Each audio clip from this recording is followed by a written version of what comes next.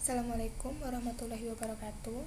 Perkenalkan, nama saya Diah Sekar Asmara dengan NIM 7211419225. Nah, dalam video kali ini saya akan memaparkan mengenai penggunaan teknologi informasi dalam menjalankan perdagangan elektronik.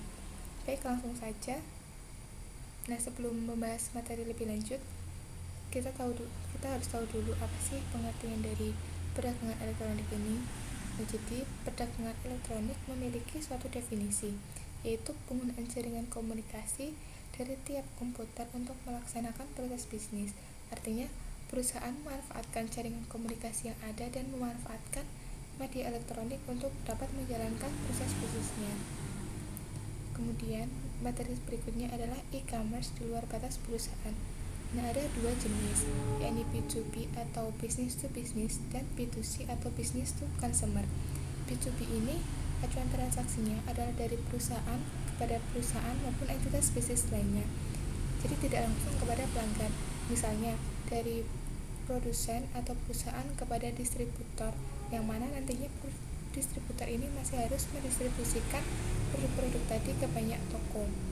Nah, sedangkan dalam B2C atau business to consumer, acuan transaksinya ada dari perusahaan langsung kepada konsumen akhir. Misalnya saja ketika kita membeli beras di toko kelontong.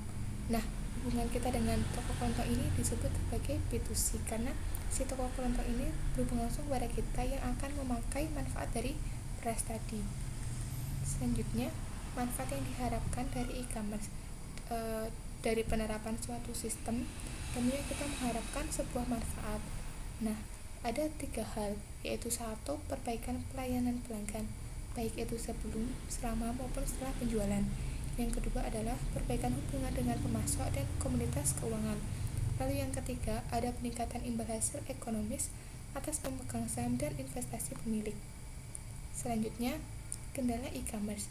Penerapan suatu sistem ini tentunya tidak lepas dari kendala-kendala yang melingkupi. Di antaranya adalah biaya yang tinggi. Misalnya untuk memaintenance sistem, di mana perusahaan harus memastikan bahwa sistem yang diterapkan ini dapat bekerja dengan baik. Kemudian kendala lainnya adalah kekhawatiran akan masalah keamanan. Lalu juga peranti lunak yang belum mapan dan belum tersedia. Misalnya seperti koneksi internet yang belum merata dan masih terbatas. Jadi pengalaman untuk menggunakan e-commerce ini menjadi kurang menyenangkan. Selanjutnya adalah intelijensia bisnis. Ada 2 hal, yaitu basis data eksternal dan mesin pencari. Dalam basis data eksternal, tersedia banyak basis data komersial penting yang memberikan informasi mengenai hampir semua subjek.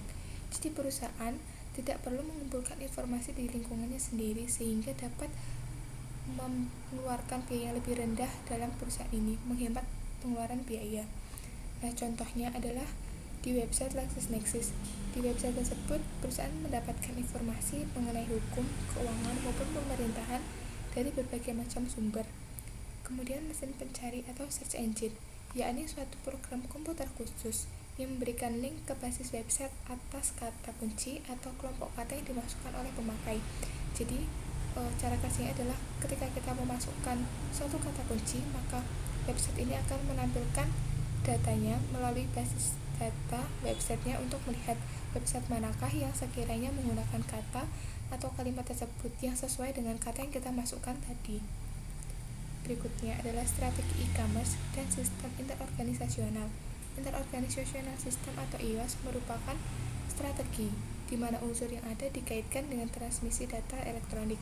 IOS dibentuk melalui hubungan dengan perusahaan lain sehingga mereka dapat bekerja sama sebagai unit yang terkoordinasi. Ada 4 strategi e-commerce, yaitu efisiensi komparatif, kekuatan penawaran, electronic data interchange, dan extranet. Berikutnya adalah skema bisnis proaktif dan reaktif, di mana pendekatan proaktif berarti perusahaan akan merangsang minat akan IOS dan mendorong partisipasi di dalam jaringan. Sedangkan pendekatan reaktif kita hanya berarti menerima atau menolak penawaran sponsor untuk menerapkan IOS. Berikutnya adalah pengaruh penerapan. Dari penerapan sistem e-commerce tadi ada beberapa pengaruhnya. Di antaranya adalah 1. Tekanan kompetitif, yang kedua adalah penggunaan kekuasaan, yang ketiga adalah kebutuhan internal, dan terakhir adalah dukungan manajemen puncak.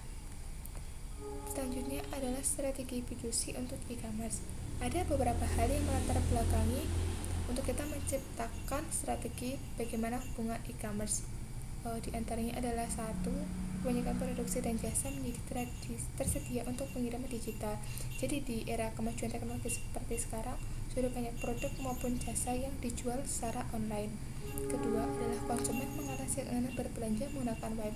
Nah, memanfaatkan teknologi yang ada, si konsumen ini dapat membeli berbagai macam produk maupun jasa yang diinginkan hanya melalui website tanpa dia harus pergi kemanapun. Yang ketiga adalah kecepatan komunikasi yang tinggi telah membuat pengiriman produk digital mudah.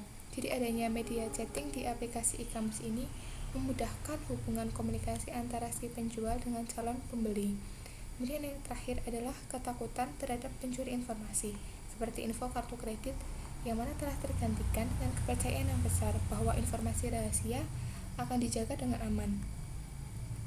Kemudian ada produk dan jasa yang dikirimkan kepada konsumen melalui internet. Ada dua produk dan jasa yang dapat dikirimkan melalui internet, yaitu jenis produk digital dan produk fisik.